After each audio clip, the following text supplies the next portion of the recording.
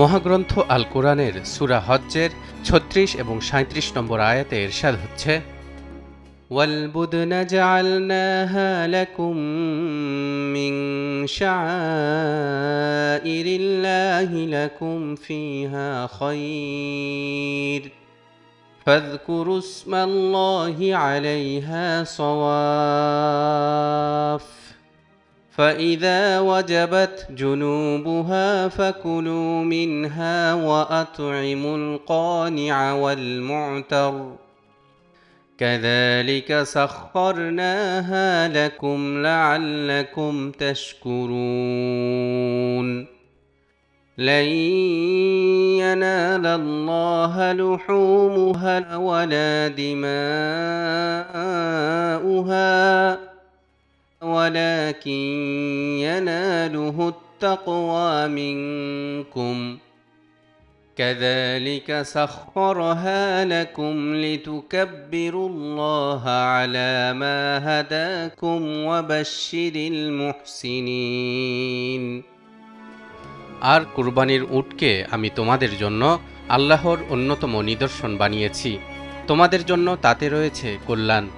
সুতরাং সারিবদ্ধভাবে দণ্ডায়মান অবস্থায় সেগুলির উপর আল্লাহর নাম উচ্চারণ করো। যখন সেগুলি কাত হয়ে পড়ে যায় তখন তা থেকে তোমরা খাও। যে অভাবী মানুষের কাছে হাত পাতে না এবং যে অভাবী চেয়ে বেড়ায় তাদেরকে খেতে দাও। এভাবেই আমি ওগুলিকে তোমাদের অনুগত করে দিয়েছি যাতে তোমরা কৃতজ্ঞতা প্রকাশ করো। আল্লাহর কাছে পৌঁছে না ওগুলির গোশত এবং রক্ত, বরং পৌঁছে তোমাদের তাকওয়া।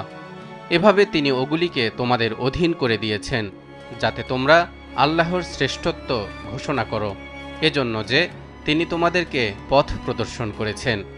সুতরাং তুমি সুসংবাদ দাও সৎকর্মশীলদেরকে। প্রতি বছর ঈদুল আজহায় আমাদের দেশে প্রচুর পরিমাণে গরু ও খাসি কুরবানি করা হয়। আয়াতের নির্দেশনা অনুযায়ী আত্মীয় স্বজন ও ফকির মিসকিনকে ভাগ দিয়ে নিজেদের জন্যও থাকে মাংসের এক ভাগ। এই মাংস দিয়ে প্রতিটি পরিবারেই রান্না করা হয় সুস্বাদু নানা পদের খাবার। সেসব খাবার থেকে লোভ সামলে রাখা মুশকিল, বিশেষ করে গরুর মাংস হলে তো কথাই নেই। ঈদ ও এর পরবর্তী কয়েকদিন প্রতিবেলা খাবারের মেনুতে গরুর মাংস থাকা যেন বাধ্যতামূলক। গরু খাসির মাংসকে বলা হয় রেড মিট বা লাল মাংস। কিন্তু আপনি কি জানেন অতিরিক্ত পরিমাণে রেড মিট ভক্ষণ আপনার জন্য ক্ষতির কারণ হয়ে দাঁড়াতে পারে? তাই স্বাস্থ্যগত ঝুঁকি ও সতর্কতার বিষয়টি সামনে রেখে সচেতনভাবে রেড মিট খাওয়ার পরামর্শ দেন চিকিৎসকরা। দর্শক, আজকের ভিডিওতে আমরা আলোচনা করব গরুর মাংসের উপকারিতা, এর খাওয়ার ঝুঁকি এবং কতটুকু খাওয়া নিরাপদ তা নিয়ে।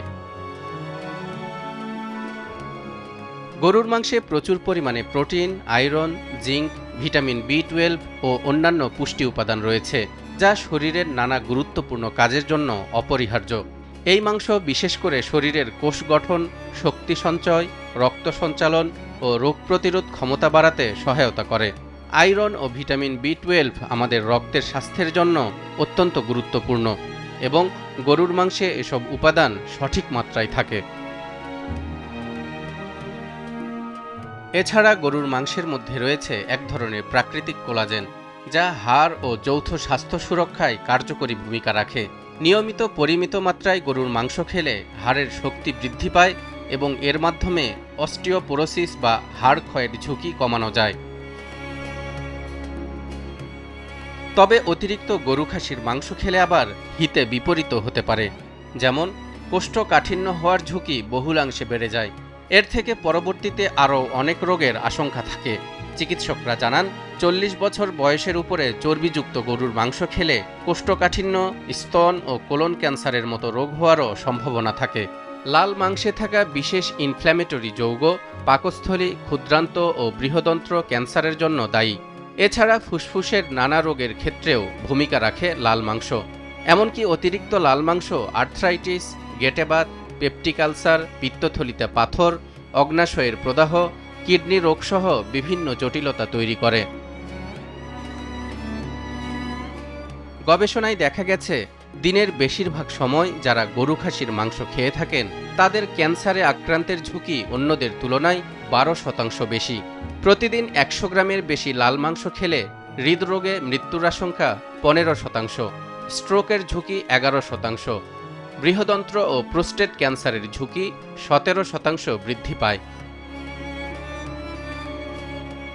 17 লাখ লোকের উপর গবেষণা চালিয়ে হার্ভার্ড ইউনিভার্সিটির গবেষকরা বের করেছেন নিয়মিত 50 গ্রাম বা এর চেয়ে অতিরিক্ত মাংস খেলে অন্যদের তুলনায় হৃদরোগ ও ডায়াবেটিসের আশঙ্কা থাকে 42%। বিশেষজ্ঞরা বলছেন গরুর মাংস খাওয়ার নিরাপদ পরিমাণ ব্যক্তির বয়স, স্বাস্থ্য ও জীবনধারার উপর নির্ভর করে।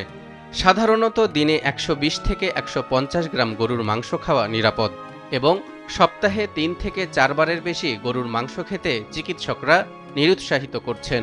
তবে যাদের হৃদরোগ বা অন্যান্য স্বাস্থ্য সমস্যা রয়েছে তাদের জন্য গরুর মাংসের পরিমাণ আরও কমিয়ে দেওয়া উচিত। পাশাপাশি কিছু সতর্কতা অবলম্বন করতে হবে, যেমন 1.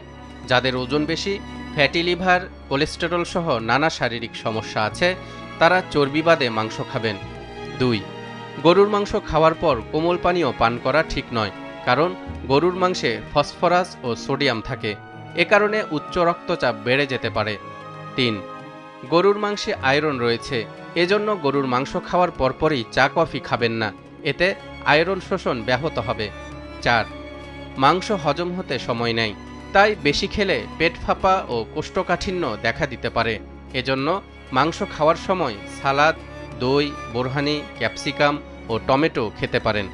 মাংস খাওয়ার পর কুসুম গরম পানি পান করলে হজম দ্রুত হয়। 5. মাংস খালি রান্না না করে সাথে সবজি মিশিয়ে রান্না করলে অথবা মাংসের সাথে যে কোনো শাকসবজি খেলে হজমে সহায়ক হয়। বছর ঘুরে আবারও আমাদের মাঝে চলে এসেছে ঈদ উল আজহা। এদিন সামর্থ্যবানরা মহান আল্লাহর সন্তুষ্টি অর্জনের লক্ষ্যে নির্ধারিত পশু কোরবানি করবেন। গরু, খাসি, ভেড়া, মহিষ, উট কিংবা দুম্বার মাংস আর গরিব দুঃখীদের মাঝে বন্টন করবেন এবং নিজেরাও খাবেন।